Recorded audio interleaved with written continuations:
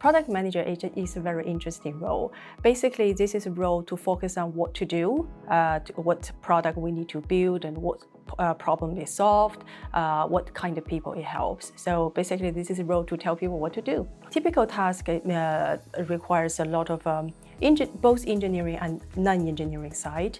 I should say for the non-engineering side, if this product coming from a specific requirement, it requires going very deep with the request, with the requester to understand what problem they're trying to solve, why they need a product, or do we need to build a product where it's actually something else, like a process or a combination of existing products, like a solution we can build to solve what they need. When it comes out, we have to build something new. It comes a lot of technical part. We need to study about what impact we can bring by doing this, by bringing something new to the market or to the field. What data can we back up our theory? Then work with engineering team, testing team, support team to finally get things done.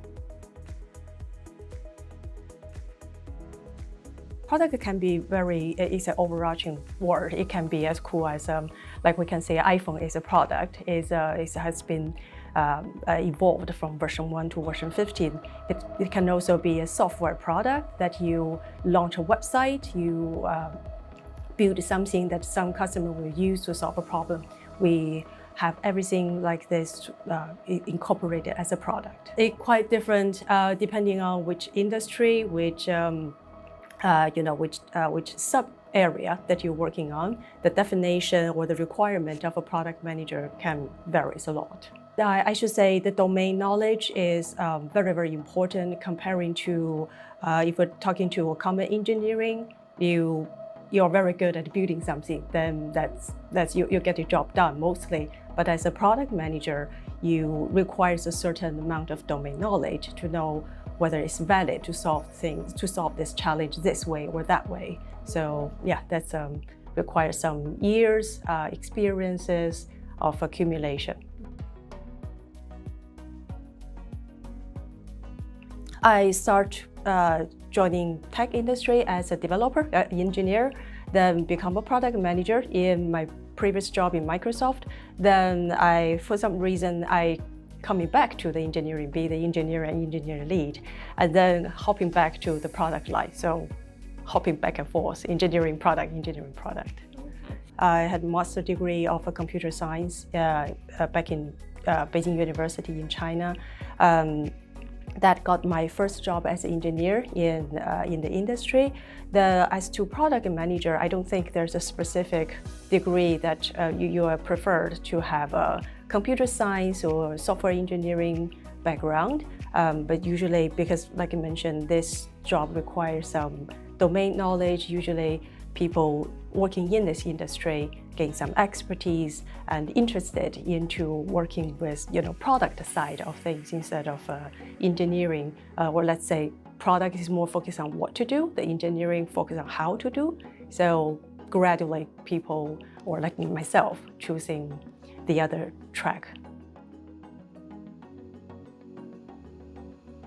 Or at least the people I know are either coming from the very technical engineering background, or they can come from very more and more product manager coming from design background.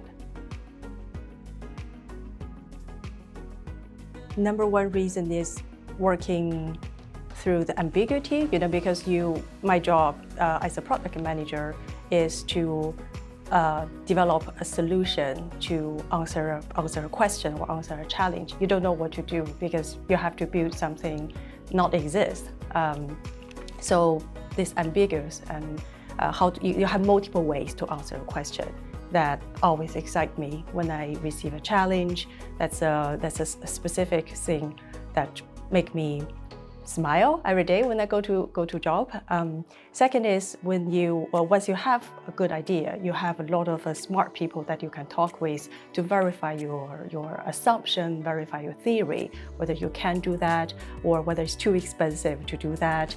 Then finally you learn a lot of things and also shape a good solution to really answer this challenge. The last but not least is you always, as a product manager, you're always coming up with a problem to solve in your mind. Once the problem is solved, you see everybody's happiness, or you really deliver something that sense of achievement is also very, very exciting. Well, if we go back some years to talking to my younger self, I would tell her first to be brave, to ask. If you want something, start by asking someone you know or someone hold the resource. Be brave to ask. I think that's what I learned recent years to do more and really helping me a lot. And second is verify your assumption. Once you realize you like something or hate something, probably because you don't know the full picture of that something. So verify your assumption whether you like it or hate it by talking to people. It's like one of my favorite authors mentioned, the future is already here, just not evenly distributed.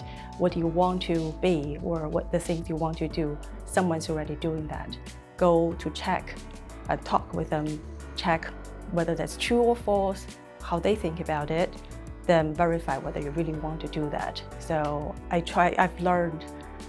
took me a long time to learn to do that in recent years, but my younger self is a bit shy or a bit timid, or is a bit a lot of ego to say I know that's true, but it may turn out to be just a partial truth, things like this.